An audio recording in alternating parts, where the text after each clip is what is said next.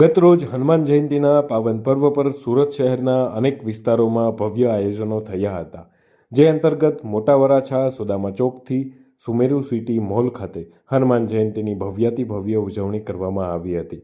ભવ્ય શણગાર, આરતી, ઢોલ નગારા અને ફટાકડાઓ સાથે હનુમાન જયંતીના તહેવારને દિવાળીની જેમ ઉજવવામાં આવ્યો હતો.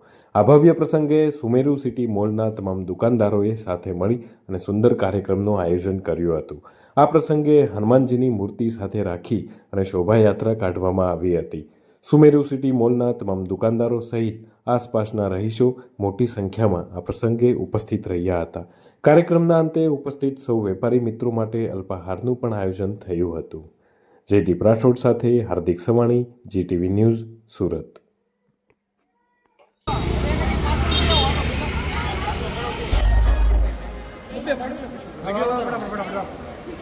બરાબર